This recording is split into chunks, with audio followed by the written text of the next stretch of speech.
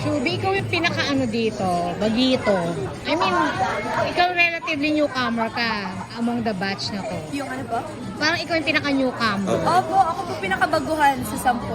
Kaya ang swerte mo, ah. Sobra po. Ano, kaya nga po, hindi ko lang sinabi dun, pero yung totoo, tinanong ko po sila bakit. Kasi, syempre, nirespeto ko yung mga craft nila sa acting. Matagal sila. Of course, being in the industry for quite some time, mahirap yon. So, nire-respeto ko po yung hirap nila to where they are right now. And ako, as 1 year pa lang naman ako, talaga pa ako masyado napapatunayan. And I'm aware of that. Although, sinabihan po talaga ako nila, Miss Joy, Miss Annette, na I deserve to be in this group.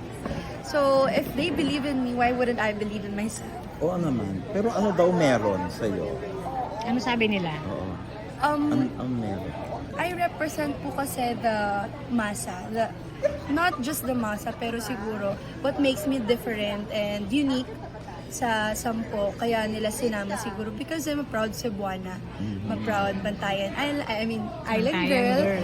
So parang siguro po para naman may morena na mag-represent sa womanhood ng Sparkle. Ayun. Pero bago mag-shoot na ganyan, anong pinagawa sa inyo? Ano ba kayo? Diet? Yung mga Opo. preparations? Of course, kasi as sabi nga ni Faith kanina, we need to feel good about ourselves para we will look good. Pero sa totoo lang po, kailangan din talaga yung physical,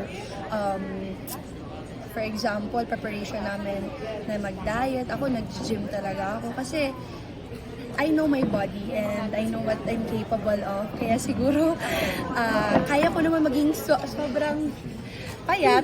Kaya pinaghirapan ko po siya. Oo, kaya nag-prepare po talaga ako physically. Kasi I believe I'm sexy in my mindset, in my body, in my mind. I know it. Physically, dinagdag ko na lang po yun. Big boy,